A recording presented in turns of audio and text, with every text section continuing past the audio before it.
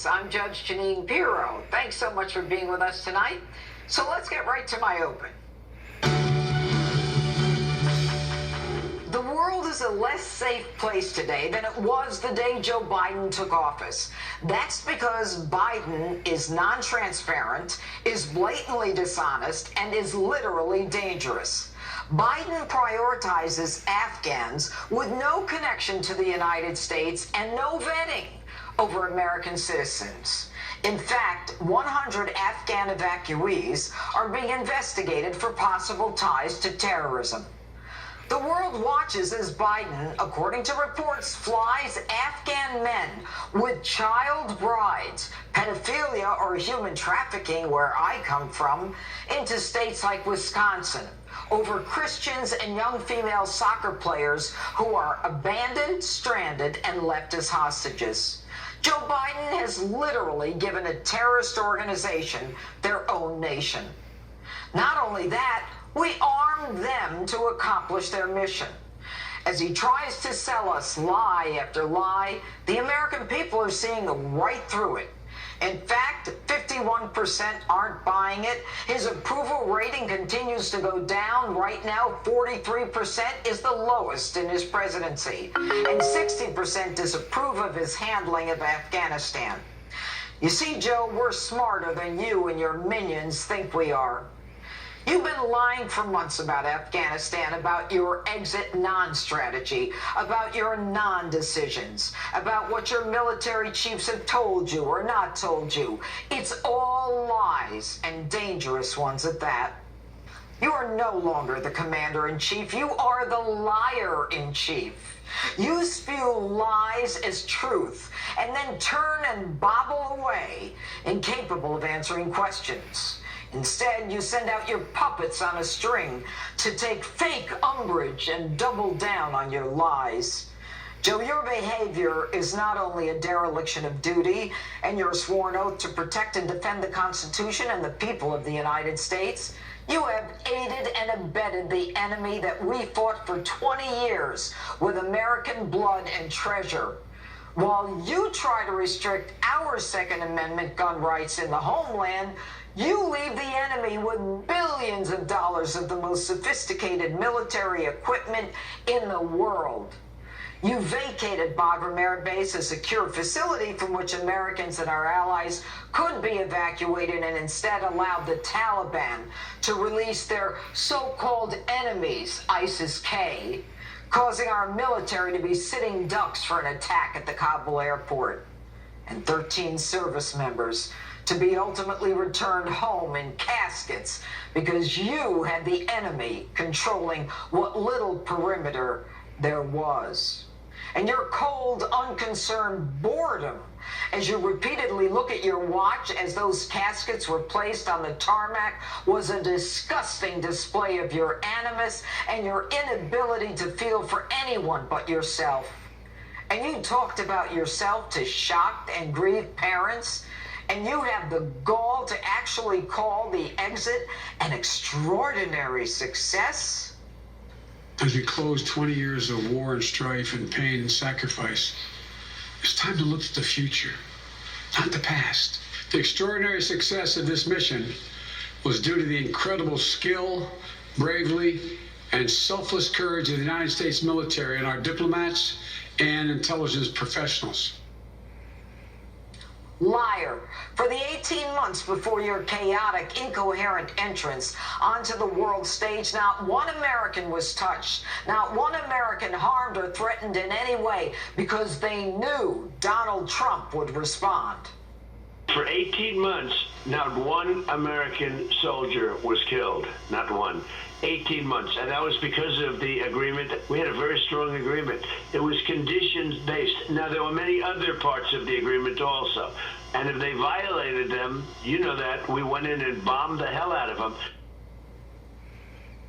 Joe, you can't shine Donald Trump's shoes. He was and is a leader and showed us the meaning of peace through strength. You caused chaos through incompetence. You didn't have the spine, the brains, or the capacity to know what you were doing. Joe, I think it's time for you to go back to the basement where Jill can walk you around and tell you where you are and what to do. You botch everything. You should be ashamed of yourself. You're not only a liar, since this was the biggest disaster in American military history, you are a weak, feckless individual whose catastrophic betrayal of America and American families demand impeachment, resignation, and a court-martial. And here's another lie. We'll not conduct a hasty rush to the exit. We'll do it responsibly, deliberately, and safely. There is a home for you in the United States, if you so choose, and we will stand with you just as you stood with us. If there's American citizens left, we're going to stay till we get them all out. Any American who wants to come home, we will get you home. Liar! How dare you put Americans in the hands of Taliban and ISIS? How dare you allow empty planes to fly back to America? How dare you not have the military search for Americans like other countries did for their people? How dare you have your State Department threaten private organizations and a network of veterans of real Americans who are trying to return Americans and our Afghan allies home? I just learned multiple attempts to State Department and the Department of Defense have basically been brushed off. They are not interested in our lists of U.S. citizens who are trying to get in. They were not interested in our list of U.S. green card holders. So they were behind the eight ball the entire time. When I hear from Anthony Blinken and Jake Sullivan, they tend to repeat the lies of the administration more than most. And I think the State Department has a lot to answer for on this. We haven't had any contact with them since, and I believe it's because they were caught up in that. And so what they did by playing politics on this, for whatever reason. So you don't know who shut you down from landing? I don't know I don't know who shut us down, but I think it was 100% directed from the State Department. Joe, are you really an American? I don't know of any leader from local town council and up who would leave Americans behind and bring in unvetted Afghans with child brides in violation of our laws. Are you delusional? In your head, you actually expected the world to applaud you for ending the longest war in American history. You were teed off because you thought that September 11th would be about you. In part, Joe, you're right. Because going forward, any assault on any American, though in the homeland or around the world, will be due to you and your ineptitude. And that's my open. Let me know what you think on my Facebook and Twitter, #Judge Jeanine.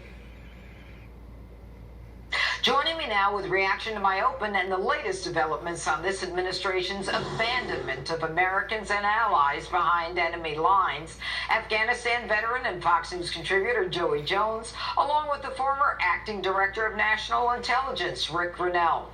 Okay, Joey, I'll start with you. 20 years ago, it seemed that we went to Afghanistan to defeat the Taliban, and Joe Biden just armed them and left them in charge and is pretty much about to recognize them. You, in the last few days, did an interview of several of the men that you were in Afghanistan with. And let's take a listen to that. I want you to listen to this, and we'll come back to you. There's 4 grown men sitting here, and we only got 5 legs. So that's extra skin in the game, you know what I mean? My heart and my mind has been totally consumed with the families of the victims of the blast. To know those families are hurting in the way that I know they are, it just, man, it hurts. How did it feel to have a Marine general be the one to address the nation and talk about the Taliban the way he did the day we left? It's disgusting. It's impossible to have a positive emotion about this whole experience. So, Joey, what did you come away with? I mean, these are guys who, as you say, have skin in the game. Yeah, Amos Benjamin, the guy who said his heart was breaking, he wasn't only injured in battle, he's not only a combat Marine, he's also a Gold Star brother. His brother served in the job I did. I had a lot of close friends with him, and he was killed in action. And Amos chose to deploy almost immediately afterwards anyway, and he didn't have to. And that's the kind of men and women that have fought this war for 20 years. that have laid their life down, and Amos has a brain injury. Life will never be the same for him. And later in the interview, you'll see he says he's proud of his service, and we all are. We're proud because, like Chad said in that interview, we don't hate what's in front of us, we love what's behind us. And I just wish a little bit of that selflessness of the men and women that fought this war for 2 decades existed anywhere in D.C., even among the highest ranks of our military, and I just don't believe that's the case. You know, generals used to say, if I win this battle, maybe I'll have a career. And now they say, if I can write this policy, maybe I'll have a career. Policies don't win wars, leadership does, and we don't have that right now. And haven't in a while. All right. And Rick Cornell, you know, you were the head of the DNI, and you were an individual, you know, who understands how all of this works. We keep hearing about individuals, as was reflected in the open, who say they're trying to get Americans out, and the State Department is blocking them. And it seems that there's this war going on between the Pentagon and the State Department. I mean, how should it have been done? I mean, we all know the military shouldn't have left first, but what do Americans do now who are in Afghanistan? Well, first, let me just say very clearly that Joey and every single American man and woman who served overseas did their job successfully. Thank you very much. You kept us safe. You kept the terrorism away from us. You did your job. You did it exactly how you were supposed to. It's the politicians that messed this up. And the fact of the matter is, we have a politician in the White House right now who is scrambling to pretend like this is over. Judge, let's be clear. This is not, we're still in chaos. We're still in crisis mode. We have weapons that are still out and are going to be used against us. Why are we not disarming or taking those weapons off the battlefield somehow? We know we can. We should be able to do that. We also have a crisis with the vetting process. The vetting process right now going through in Germany, where I was, is atrocious. People are being told, Foreign Service officers, career officials, DHS officials, are being told when there's an incomplete file, rush it through, use your hunch, let's try to get this done. This is really outrageous, and I put the full blame on the weak Secretary of State. We have Anthony Blinken, who sat in cabinet meetings and allowed the 2,500 American troops and 5,000 NATO troops to leave before he took care of his own people at the State Department and at the embassy. He and Wendy Sherman should walk out today in total disgrace. But the Pentagon is now throwing the whole Americans trapped in Afghanistan to the State Department. The Pentagon is washing its hands of individuals in a war-torn country against the Taliban. Let me just tell you, Foreign Service officers at the State Department are not going to be able to get these people out. They don't carry guns. They need leverage. This is the Pentagon's responsibility to get these people out. They're hostages. Okay, but now you've got Jake Sullivan talking about the fact that we'll probably give them some money for humanitarian. They're giving them money to get these hostages back. But Joe, I only have time for a question for each one of you. Now, they have kept terrorism, and Rick is so right in honoring those who fought so hard for us. They've kept terrorism away from us. But are you fearful that terrorism will come to the homeland again based on this? What's happening in Afghanistan? I've never not been fearful, and that's the point here. I understand the threat we have. I understand the threat that we bat away every single day in this country. Having been an EOD tech and being read in and having a top secret clearance and seeing some of the threats that we've thwarted over the last 20 years, I understand exactly what the threat is and how hard we work for our security and how much gathering intelligence is important to that. And to see our DOD say that, well, hopefully we can work with the Taliban and that's what will stop them from letting terrorists come here and kill us. Do you expect to see something here? I don't think we're any safer today than we were yesterday. Okay. Are we safer today than we were 20 years ago? Not at all. Rick? The 9/11 families very quickly disinvited Joe Biden to come to their ceremony. You're the king of declassification. Joe Biden decides he's going to declassify some Saudi Arabian, some of the classified records, and now he's invited back. Is this policy again dictating and politics dictating the actions of the president?